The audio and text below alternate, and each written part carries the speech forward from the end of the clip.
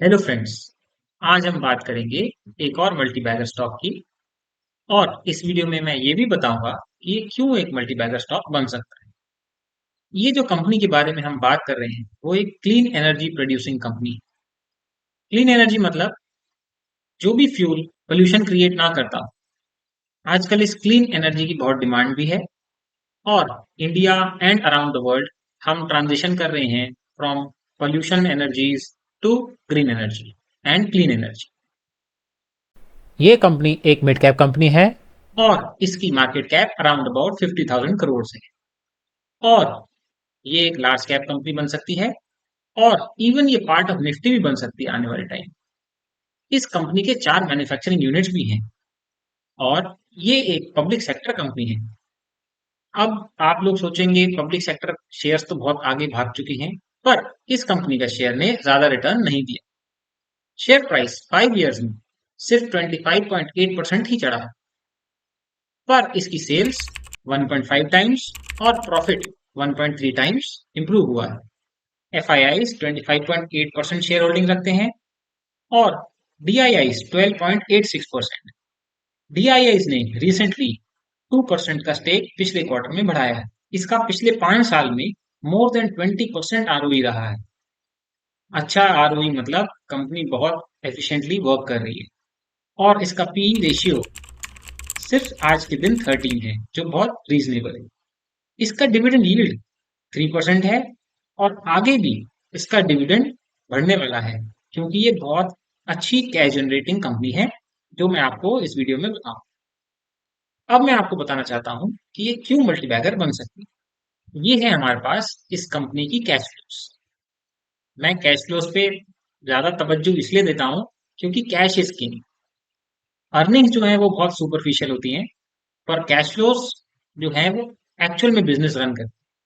तो आइए समझते हैं इस कंपनी की 5 साल की कैश फ्लोस। और देखते हैं कि कंपनी ने क्या किया। और समझते हैं कि कैसे ये आगे एक मल्टीबैगर बन सकता है। अगर आप देखेंगे इस कंपनी की सेल्स को, तो आप देखेंगे 35,815 करोड़ से ये 53,337 करोड़ हो गई। ये सारा डेटा अगर आप देखेंगे तो करोड़ में है। अगर हम इस कंपनी की मार्केट कैप देखें, जैसा मैंने आपको बताया था कि ये मिड कैप कंपनी है, तो मार्केट कैप इसकी 50,000 करोड़ है, जो कि आने वाले टाइम में मेरे हिसाब से 1 लाख या 2 लाख करोड़ तक भी जा सकती है। अगर हम इसके ऑपरेटिंग कैश मार्जिन देखें, मतलब कंपनी ने कितनी कैश जनरेट करी through operations before working capital changes, तो हम देखेंगे इसने 4,217 करोड़ कैश जनरेट करी in the year 2020। And with in 5 years ये इसने 5,117 करोड़ कैश जनरेट करी है इन 2024। अगर आप इसकी ग्रोथ देखेंगे, ये भी 1.3 टाइम्स ग्रो की है ऑपरेटिंग कैश मार्जिन। अगर हम इसके ऑपरेटिंग कैश मार्जिन पर सेल्स देखेंगे, तो आप देखेंगे ये अराउंड अबाउट 11, 17, 12, 8, 10, अराउंड अबाउट 10 है। तो जो कि एक रीजनेबल माना जाता है। नेक्स्ट अगर हम देखेंगे कि कैश जनरेटेड और कंज्यूम फ्रॉम वर्किंग कैपिटल, तो हम देखेंगे कि कंपनी अपने वर्किंग कैपिटल में 5 में से 4 साल वर्किंग कैपिटल इंक्रीज हो रहा है। और 5वें साल वर्किंग कैपिटल से कैश जनरेट हुई। तो हम देखेंगे कि कोई बहुत ज्यादा कैश की रिक्वायरमेंट नहीं है इसके वर्किंग कैपिटल को मैनेज करने। अगर आप कैलकुलेट करेंगे ऑपरेटिंग कैश मार्जिन से, तो अराउंड अबाउट ये भी 10% ही आता है, जो कि एक अच्छी बात है। 10% ऑफ द ऑपरेटिंग कैश अगर वर्किंग कैपिटल में चली जाए, तो अच्छा बिजनेस माना जाता है। अगर हम नेक्स्ट देखें इसने कैपिटल एक्सपेंडिचर क्या किया, तो 2020 में 40 करोड़, 2021 में 73 करोड़, 2022 में 72 करोड़, और 2023 में 1054 करोड़, और 2024 में 840 करोड़।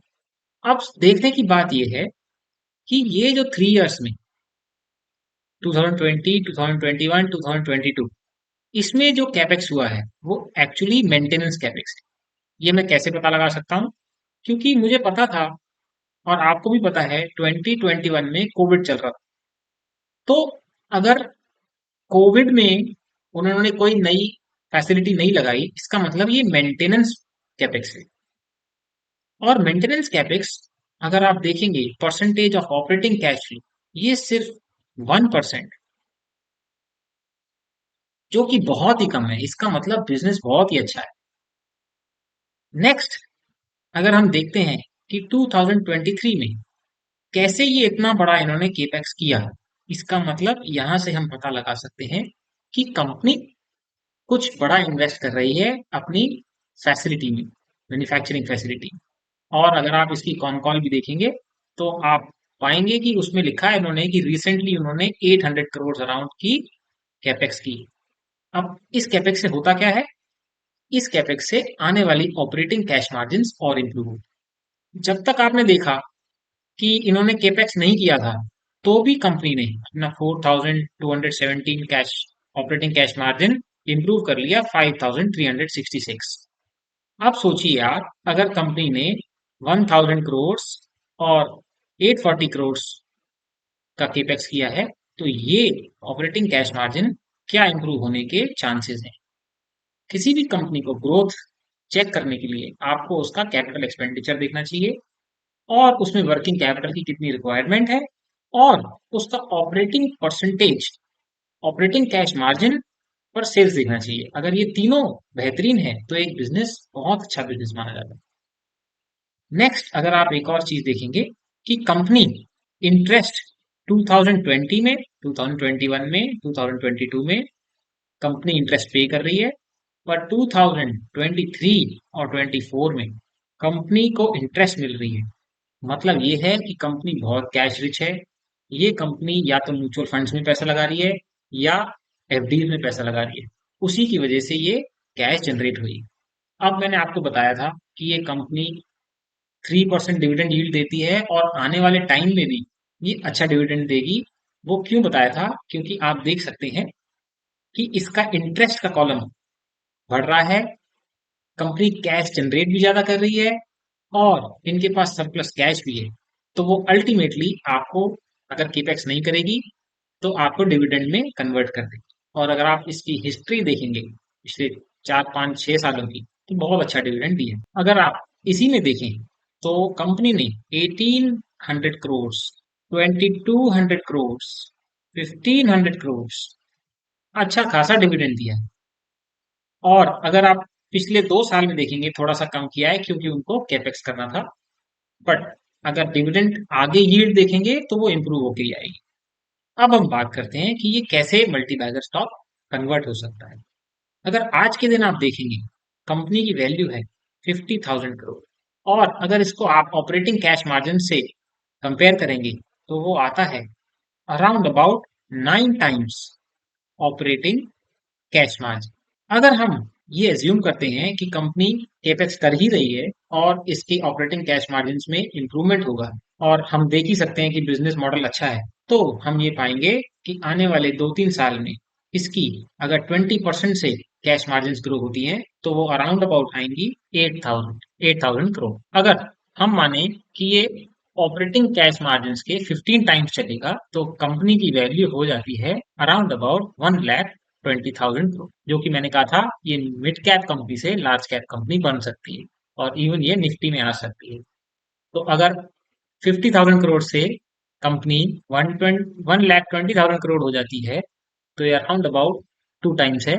और ये कंपनी इतनी अच्छी है कि आप इसको होल्ड करके रख सकते हैं for long period of time. तो अब मैं बताना चाहूंगा कि कंपनी का नाम है पेट्रोनेट एलएनजी। इस कंपनी का एक और रीजन है कि ये क्यों मल्टीबैगर बन सकती है। अगर क्लीन फ्यूल में चेक करें तो हम पाएंगे कि एलपीजी एज अ गैस हम यूज करते हैं, और अगर हम एलएनजी की बात करें तो एलपीजी से सस्ती पड़ती है।